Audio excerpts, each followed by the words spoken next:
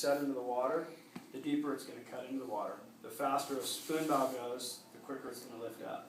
So noses like this tend to, like in bump, in chop, when you're cutting in and you're going fast, they lift. You know, so my whole concept is lift. I want to go to glide quicker than the other guy. Because I think as soon as you get the board lifted out of the water and you're going to glide, the faster you're going to get to go. So that's this little round part on the bottom right here. The V deck is mostly for punching through stuff. And what it does is when water comes over the bow of the board, even if you're going, like in the whitewash, you came around a buoy, your nose is crooked to the wave, you're pitted, you're just assuming you're going to go like that, right? If you just keep the nose low, like pointed straight into it, when the water comes over the bow, it just locks it. You know, on that V, the water comes over and it just locks onto it, and you exit exactly the way you came into it. You know, and that's because we've minimized the volume up in the tip of the nose. We've V'd the top of it. So that's kind of covering that part. Come back here. Why is Annabelle so fast in crappy conditions? You know, one besides that she's a fast paddler. In quartering conditions, it's how this shape of the rail is through this section of the board. You know, how round it is and how the tuck is on the bottom side, and how you stand on the board. If you've got a quartering wind coming at you this way, and it just seems like it's just like constantly just like throwing you over there, and you're over here scrubbing, you know, trying to keep yourself on track. Having this bottom edge rounded and having enough forgivingness in this section of the board allows you to put a little bit of weight on this rail while you shift your feet like that, so you're weighting this rail a little bit more and you're loading on the right. It lifts this and all the chop just goes underneath the board. You know, and that's kind of, the spoon bow allows you to do that. The piercing bow, that bow is set and it's V, and you're loading, you're going to steer from the nose. You know, and the board's just going to want to keep going down the way the wind's blowing.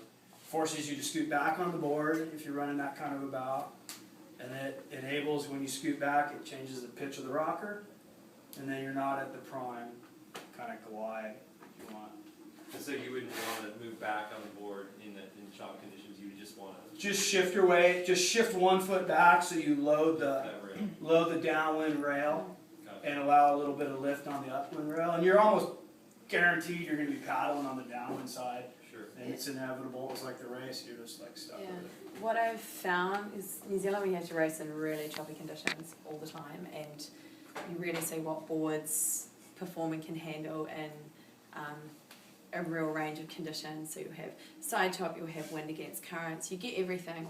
And I've found, I've played around with loads of different things, but I can be at the upwind mark before all the guys, and I will probably have used less energy, but I'm actually almost going downwind, down the other side of the bar, like over the breast of it and down, and it's almost as though where everyone else is struggling, I can accelerate.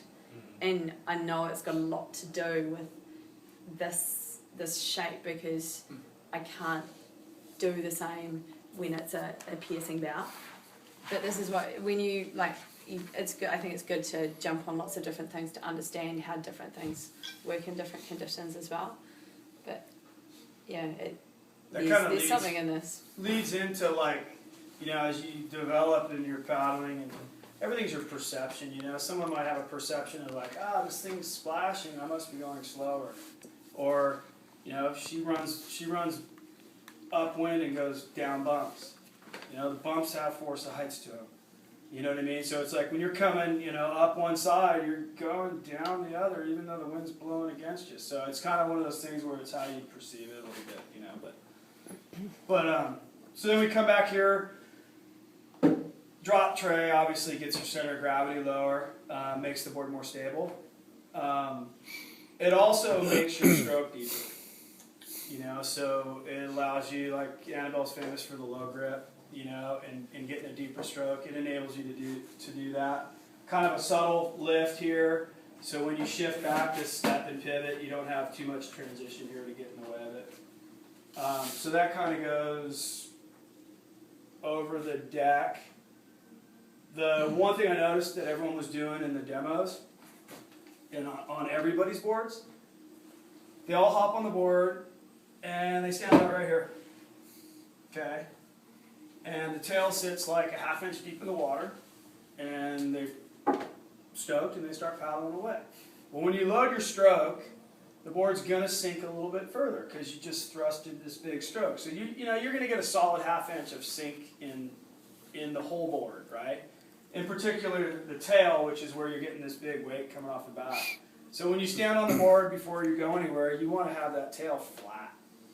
You know, you don't want to have any you don't want it sunk into the water at all. You want the water just to be sitting just right flat on this edge right back here. You know, and if you're a little too light for the board, you'd even want it like a ½ inch of air.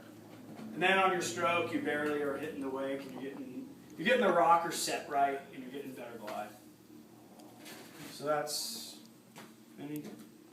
With the way you have the padding set up, yeah. do people